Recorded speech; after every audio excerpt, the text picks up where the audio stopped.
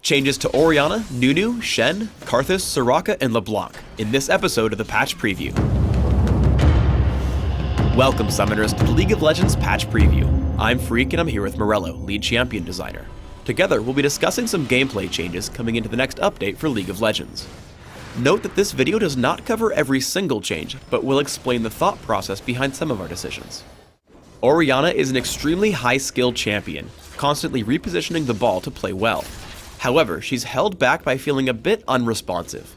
In the Jayce update, we're making a few specific changes to clean up her gameplay. First, we're shortening the global cooldown on her abilities, so that abilities can be chained together much more quickly. Second, we're lowering the cooldown on command attack, but lowering its damage, while increasing the AP ratio on command dissonance. Third, we're increasing the cast range and tether distance for command protect.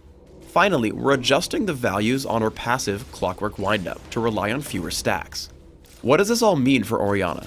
We really like that Orianna is an interesting, high skill cap champion, but one of the things that was really holding her back was how much you had to fight the interface when playing her. Lowering her global cooldowns is really to improve her responsiveness and kind of amplify your skill. Now it's much more possible to do big epic skill combos with Orianna's ball.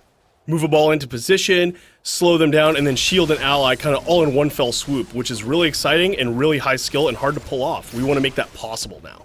The changes to command attack and command dissonance are really to kind of solidify their roles in what they're supposed to do. Command attack is really a positioning skill that allows you to get the ball in position and set up plays, while dissonance is much more about burst damage.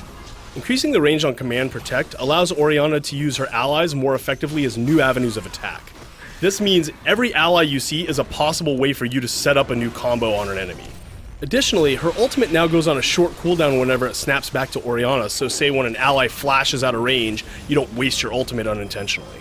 Orianna's not the most tanky champion, so it's not really realistic for her to sit there and auto-attack repeatedly for a long period of time. This passive change simply lets you realistically get a lot out of it. While Nunu is a valuable support, he isn't quite up to par as a jungler. This patch, we're giving him some buffs for jungling, specifically for being a strong counter jungler. We're reducing the cooldown on Consume, raising its damage at lower ranks, and reducing the number of attacks required to trigger his passive Visionary. What were the reasons behind these buffs for Nunu? Because Nunu uses his abilities to get through the jungle, Visionary being up more often lessens his reliance on Golem buff.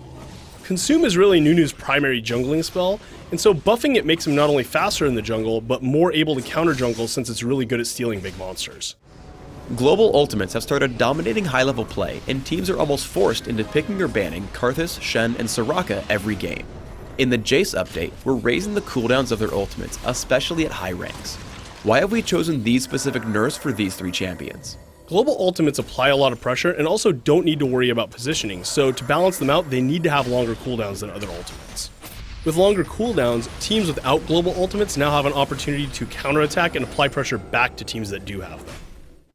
LeBlanc has become outclassed as a high-mobility mage assassin, so we have a few buffs headed her way.